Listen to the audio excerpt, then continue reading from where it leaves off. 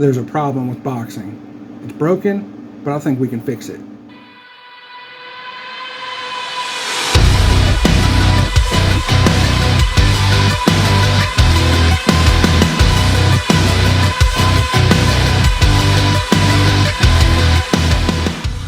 Boxing as a sport has been around for, hundreds of years if you go back past the 18th century.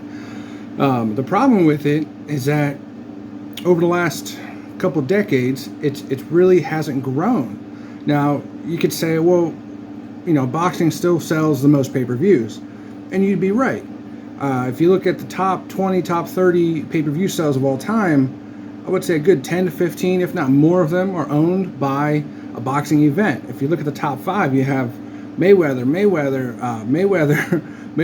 and McGregor. It's not building a fan base the way that it used to, and it's definitely not building a fan base in the way that the UFC or other martial art promotions are. If you look at the UFC, they have grown tremendously since the early 2000s, and they're still growing. They're still selling more and more pay-per-views every year than they did the last. So we're going to look at the reasons why boxing isn't growing, the reason why boxing isn't bringing in new, fresh fans. We want to look at the solutions that we can come up with to fix the problem with boxing. One of the biggest complaints that I hear, or even, I guess not complaints, but reasons why people don't watch boxing as a sport, a lot of times is that it's boring. Boxing, it very much is a science because they dedicate the entirety of their fight to one art, to one sport, which is boxing. So when you look at a boxing match, you're witnessing legitimate science, and that's why they call it the sweet science. The slips, the bobs, the weaves, the jabs, the hooks, the timing of everybody's fight is different. When somebody who doesn't know boxing watches the fight, they don't really know what they're watching. If you don't know what you're watching, then you don't really want to watch it. A lot of the commentators don't actually educate the viewer on what's happening in the ring. They'll comment on the big left hook, big right hook, an uppercut, but they don't actually educate the viewer on the little nuances of the sport that somebody who doesn't necessarily watch it all the time would pick up on. The next time you watch an event, pay attention to who says what. A lot of times in a UFC or the mixed martial arts community, you will find people more willing to educate because they want the sport to grow. The biggest solution to that problem is more education and more exposure of the sport and art of boxing.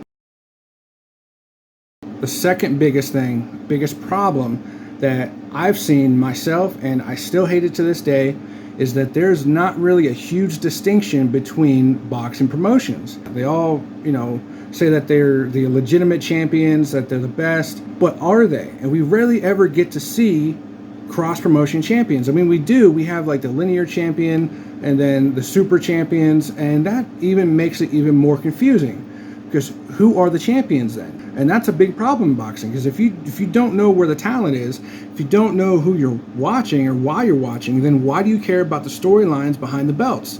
Why do you care about each fight individually? And how do you know which fight is even a title contender, a title eliminator? You don't know. And a lot of you are probably watching this right after the Ruiz-Ortiz fight, which was a title or eliminator. Now, if you weren't told which title that they were, wanting to fight for after this fight, you would have no idea which heavyweight belt that they were going after because Anthony Joshua had just won his titles back and then just lost to Usyk. So he's a champion, but then Tyson Fury is also a champion. So if you didn't know boxing or you weren't told, you wouldn't know who is a linear champion, who is a super champion. You wouldn't know. So how would we determine who's fighting who? And if you weren't into boxing and you weren't told, how would you know and why would you care?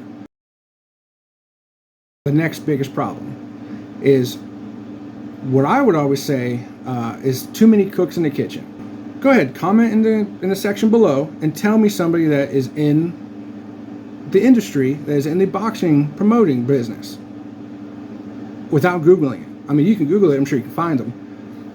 But do you know of anybody? Who do we have now? And that is something that the UFC and the martial arts community has right now in Dana White. Now, I'm not saying Dana White can solve all the problems, or having someone like Dana White, but even without him, you have other people in the mixed martial arts community are stepping up and having voices.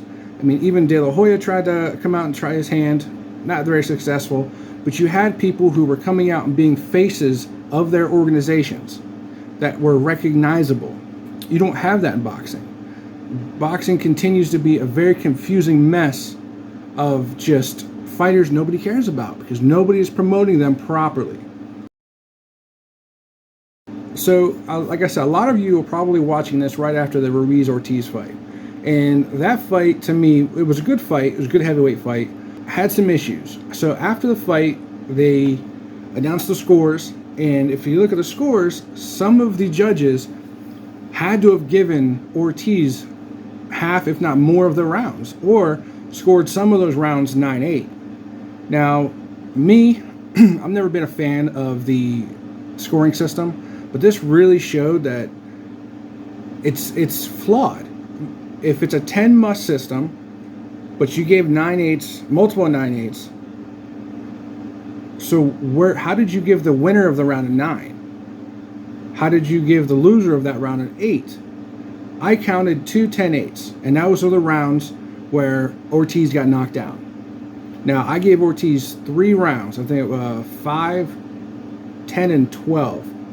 Now, the reason I gave him those rounds is because he was a little bit more active and he controlled the center of the ring. Now, you can have ring control. You can be in the center and stalking your opponent, but if you're not active, that means the person on the outside is moving around and is actually stalking you. If you're staying stationary in the middle of that ring, you're not doing anything. That doesn't automatically mean that you win the round.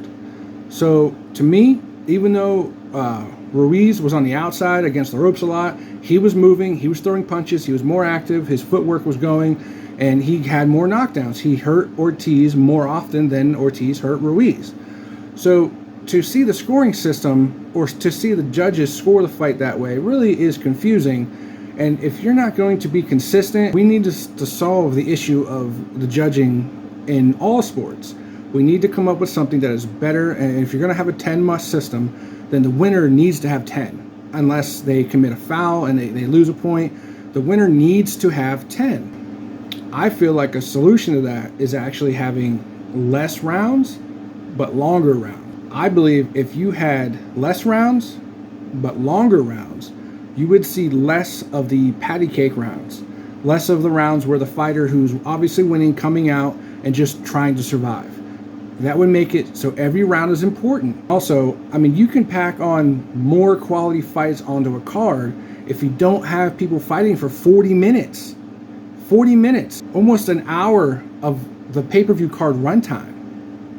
You could have so many more fighters get exposed by having less rounds, but longer. So you could have 2 championship fights in an hour, whereas you might have 1 fight in an hour for boxing. You could have better cards, better events, and more people might actually want to sit down and watch a boxing card.